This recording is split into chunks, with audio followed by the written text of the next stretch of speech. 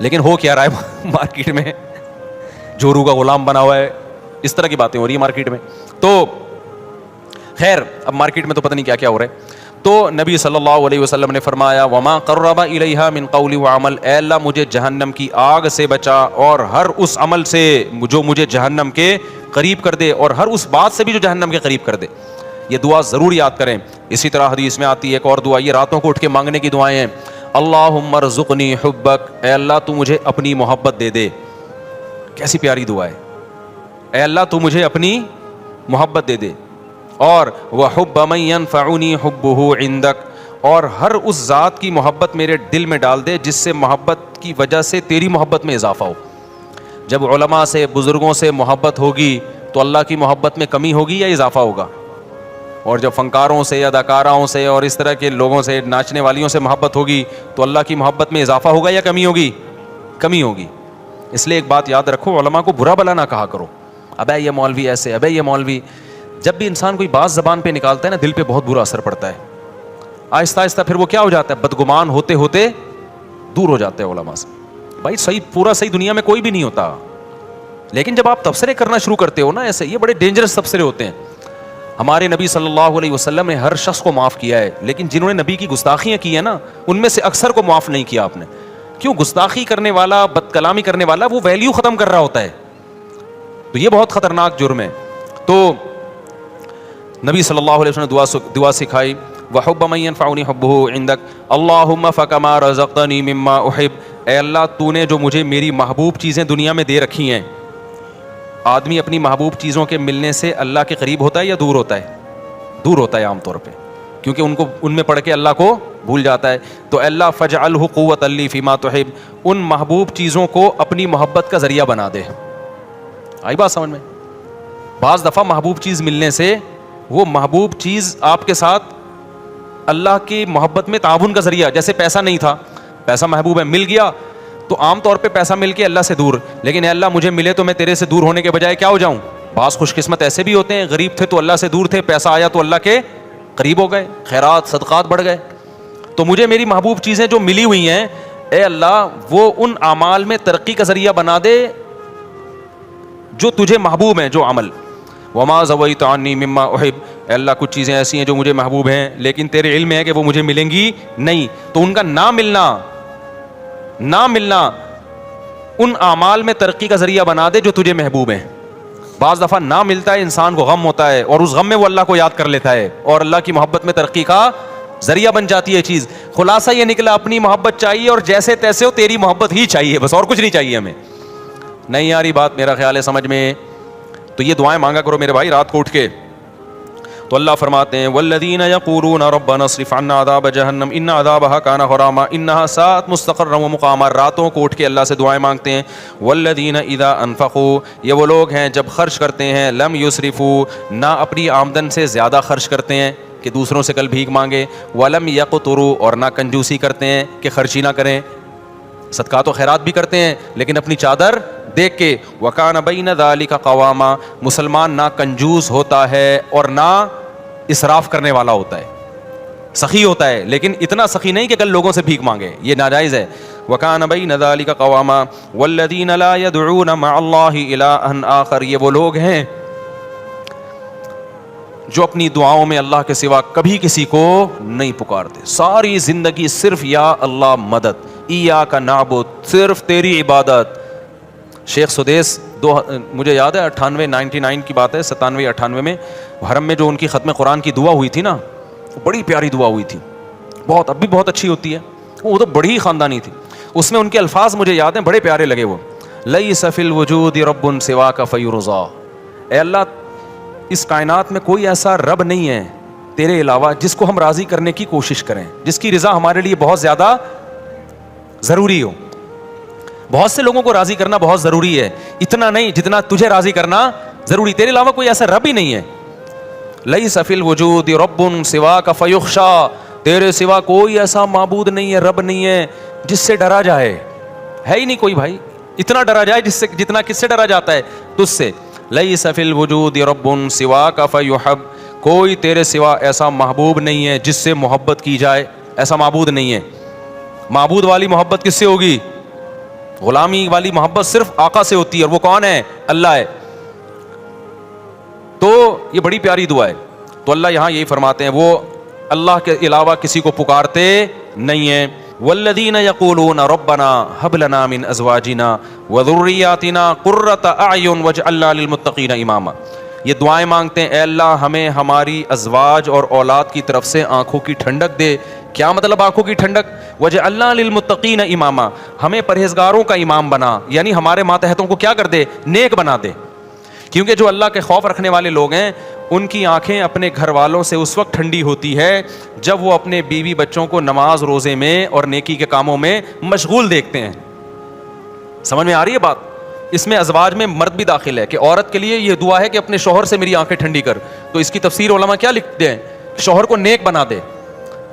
جو دنیا دار عورت ہے اس کو شوہر کی نیکی پہ آنکھیں ٹھنڈی نہیں ہوں گی، وہ کہے گی روکھڑا کتنا لا کے دے رہا ہے یہ فلموں میں ڈانس کتنا اچھا کر لیتا ہے، میرے ہسبینڈ سے مل لیے بہت اچھا ناچتے ہیں یہ.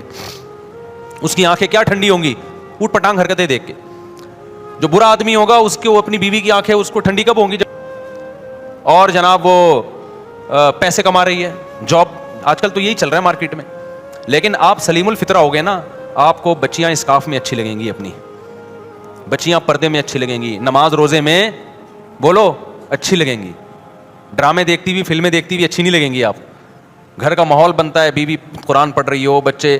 میں نہیں کہہ رہا سارا دن لوگ صوفی بنے رہیں، لیکن یہ منظر عزت دار آدمی کو، سلیم الفطر آدمی کو گھر میں بہت اچھا لگتا ہے جب اس کی بچی مصلی پہ کھڑی ہو، بچے قرآن پڑھ رہے ہوں، بیگم صاحبہ بھی قرآن پڑھ رہی ہوں، اور میاں قرآن پڑھ رہا ہو، بیگم دیکھ رہی ہو، جو کبھی کبھار ہوا کرتا تھا ہماری سوسائٹی میں. اللہ تعالیٰ کیا فرماتے ہیں زکریا علیہ السلام کے بارے میں؟ یسارعون فی الخیرات ویدعوننا رغبا ورہبا. اللہ نے بڑھاپے میں حضرت زکریا کو اولاد دی نا، تو ان کو اشکال ہوا اللہ مجھے اتنے بڑھاپے میں کیسے؟ تو فرشتے نے کیا کہا؟ آپ وہ لوگ ہو کہ آپ، اللہ قرآن میں کہتا ہے کہ یہ وہ لوگ تھے جو، یہ ایسا گھرانہ تھا جو نیکیوں میں دوسروں سے آگے نکلتے تھے، اس لیے اللہ کی برکتیں ہوئی ہیں. تو گھروں میں میرے بھائی کچھ آنکھوں کی ٹھنڈک کا ماحول پیدا کرو. یہ آنکھوں کی ٹھنڈک کا ماحول فلموں اور ڈراموں سے پیدا نہیں ہوگا. فلمیں اور ڈرامے اخلاق خراب کر رہے ہیں، بیٹیوں کو ماں کے سامنے چیخنا سکھا رہے ہیں، عورت کو شوہر کے گریبان میں ہاتھ ڈالنا سکھا رہے ہیں، اس میں کانفیڈنس پیدا کر رہے ہیں کہ جتنے تمہارے رائٹ اتنا اس کا رائٹ ہے. گریبان میں ہاتھ ڈال کے پوچھا کرو فراز شٹ اپ، ہوتا ہے نا، ایسے بات کیا کرو. یہ کون سکھا رہا ہے؟ فلمیں سکھا رہی ہیں، ڈرامے سکھا رہے ہیں، اور میاں کو سکھا رہے ہیں کہ دیکھو رکھ کے اس نے تھپڑ لگایا اور اس نے شادی ناکام ہو گئی تو تیزاب پھینک دیا. میں ایک دفعہ حیدری میں جا رہا، ایک لڑکی بھاگ رہی ہے ٹکڑ ٹکڑ ٹکڑ بوتل لے کے. ابے میں نے کہا پکڑو یار یہ کیا ہو گیا، یہ کوئی عورت ڈاکو ہے یا بندہ؟ مجھے لڑکوں نے کہا بھائی ادھر کیمرے لگے ہوئے ہیں. میں نے دیکھا چاروں طرف کیمرے. وہ لڑکی جا کے گاڑی میں بیٹھی، اس نے یوں کر کے کچھ بوتل پھینکی. وہ ڈرامہ تھا، وہ ڈرامے کا سین ہو رہا تھا. پتا چلا جی ڈرامے کا سین ہے کہ اس میں تیزاب کی وہ دکھائے، تیزاب نہیں تھا وہ لیکن دکھایا جا رہا ہے تیزاب. میں نے کہا یار یہ کیسے لوگ ہیں یار، یہ تم سوسائٹی کو کیا سکھا رہے ہو؟ جب آپ جرم ٹی وی میں دیکھتے ہیں آپ اپنی آنکھوں سے کہ اس کی نہیں بنی اور اس نے اپنی محبوبہ پہ تیزاب پھینک دیا، کتنے لوگوں کو خیال آئے گا تیزاب پھینکنے کا؟ بس انٹرٹینمنٹ کے نام پہ، انٹرٹینمنٹ کے نام پہ کیا ہو رہا ہے؟ سب کچھ ان کے لیے سب کچھ حلال ہے بھائی. سوسائٹی گئی ایسی کی تیسی ہو جائے سوسائٹی کی. اس لیے انسانوں سے نہیں پوچھا کرو، کس سے پوچھنا ہے کیا کرنا ہے؟ خدا سے. تو گھر کا ماحول اللہ تعالیٰ فرماتے ہیں یہ دعا کرتے ہیں اے اللہ ہمیں ہماری ازواج اور اولاد کی طرف سے آنکھوں کی ٹھنڈک عطا فرما. ہمارے علماء کا معمول تھا جب بھی کوئی عورت اپنے شوہر سے پریشان ہے، شوہر اپنی بیگم سے پریشان ہے، ماں باپ بچوں سے پریشان ہے، تو یہ دعا پڑھنے کا ان کو حکم دیتے تھے. یہ سورہ فرقان کی سیکنڈ لاسٹ آیت ہے، یہ یاد کر لیں. سمجھ رہے ہیں نا؟ سیکنڈ لاسٹ سے پہلے والی آیت ہے. ربنا هب لنا من ازواجنا وذرياتنا قرة اعین واجعلنا للمتقین اماما. اے اللہ ہمیں ایسے لوگوں کا سربراہ بنا جو نیک ہوں، یعنی ہماری ماتحتوں کو کیا بنا دے؟ بیوی بچوں کو نیک. تو مطلب خود ہمیں بھی بنا دے. اصل میں خود سٹے لگا رہے ہوں اور بیگم کو کیا کہ ان کو آنکھوں کی ٹھنڈک بنا دے. اچھا میرے بھائی، اصل میں نے جس محلے میں رہتا تھا اس کے قریب ایک محلے میں چرسی بہت تھے. تو وہ ان کو دیکھ دیکھ کے میرے دماغ میں ایک لاشعور میں وہ سٹا بیٹھ گیا. اللہ معاف فرمائے، ہر مثال میں سٹا ہی آ رہا ہوتا ہے. تو اللہ فرماتے ہیں اولئک یجزون الغرفۃ بما صبروا. یہ وہ لوگ ہیں جن کو اس صبر کی وجہ سے ہم جنت کے بالا خانے دیں گے.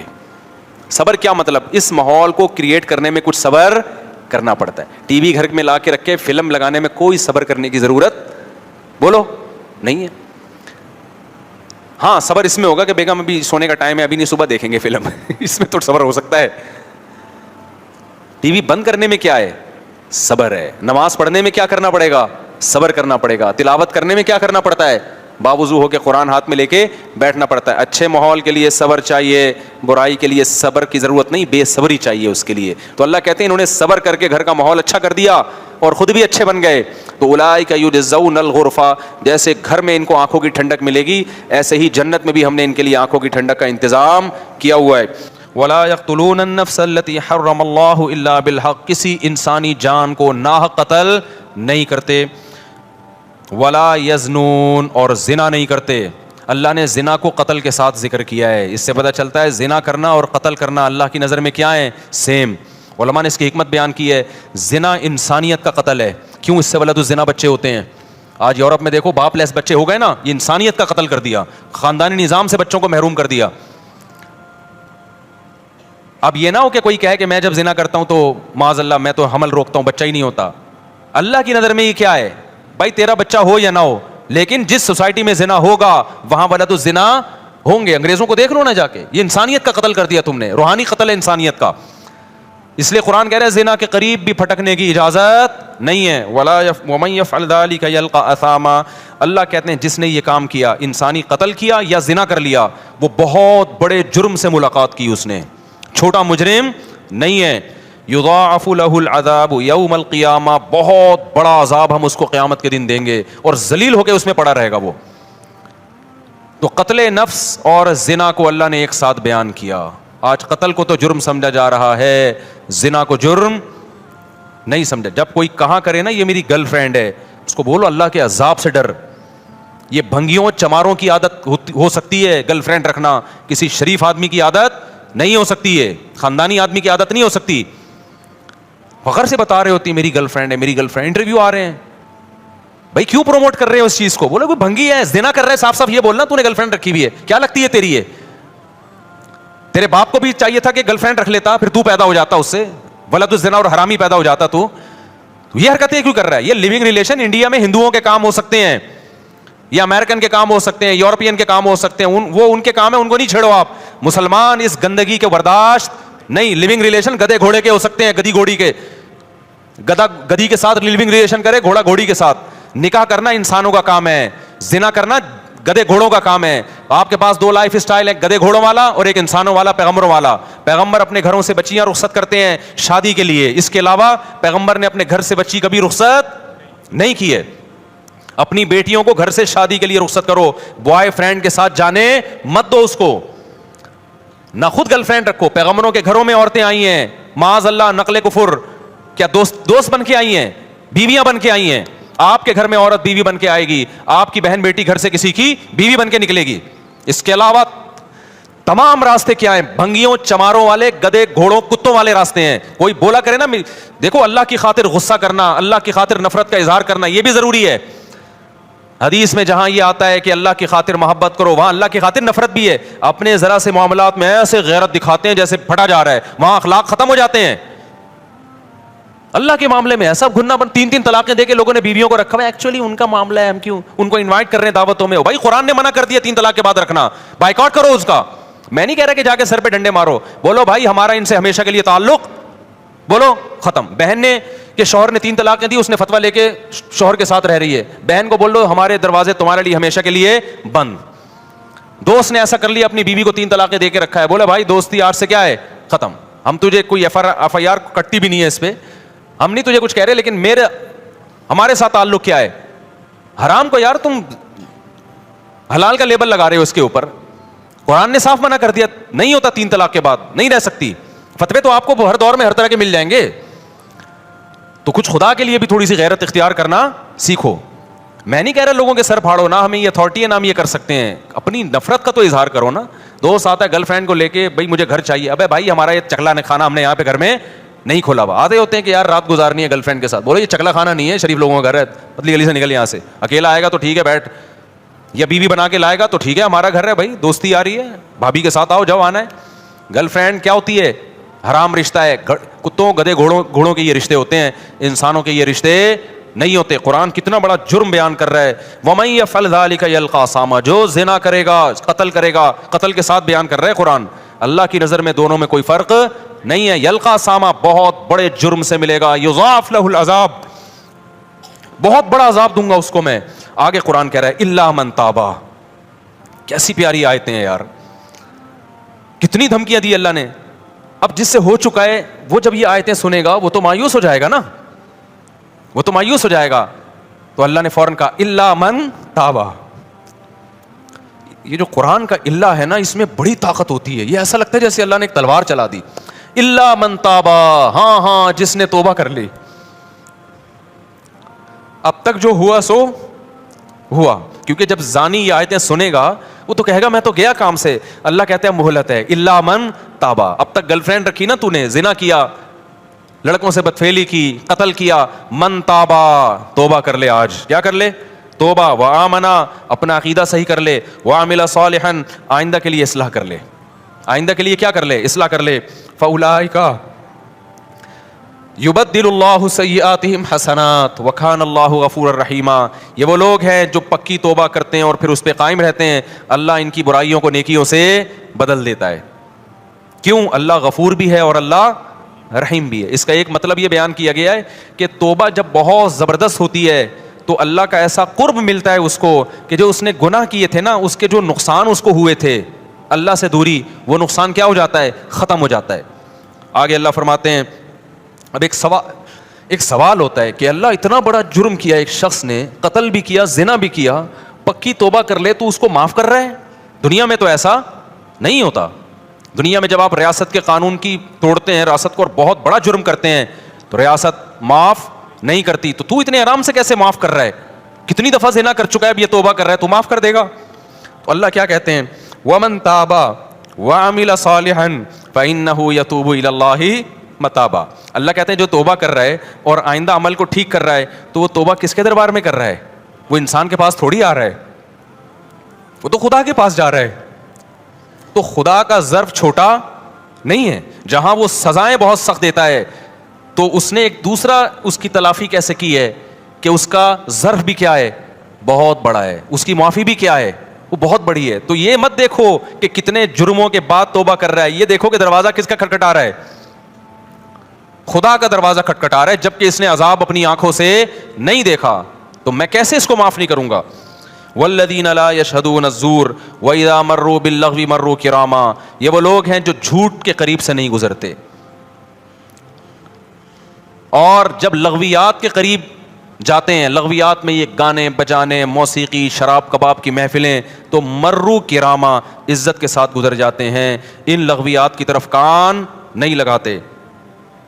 والذین اذا ذکروا بآیات ربہم لم یخروا علیہا صما وعمیانا. جب ان کو ان کے رب کی آیتیں اور احکام بتائے جاتے ہیں تو اندھے اور بہرے ہو کے نہیں گزرتے.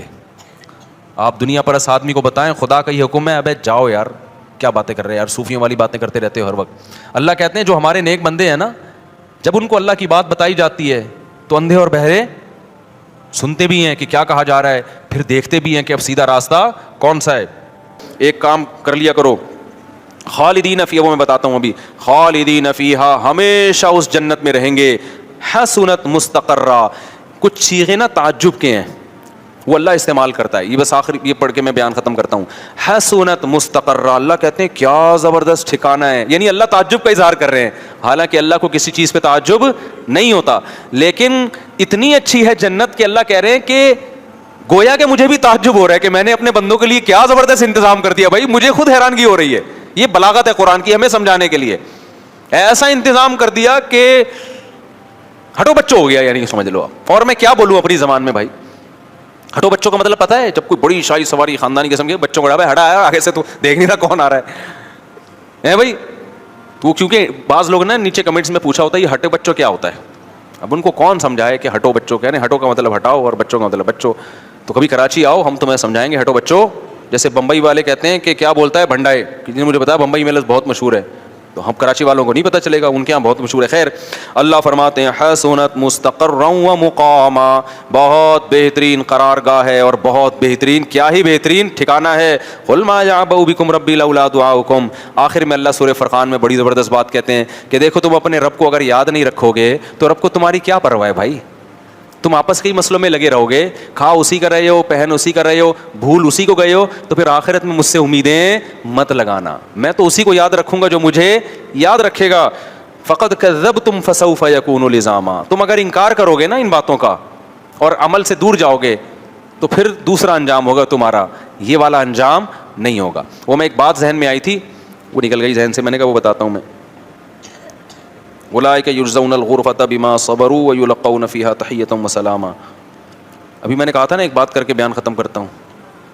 دیکھو یار ایسے منٹوں میں بات دماغ سے نہیں. ایک کام ہاں یاد آ گیا.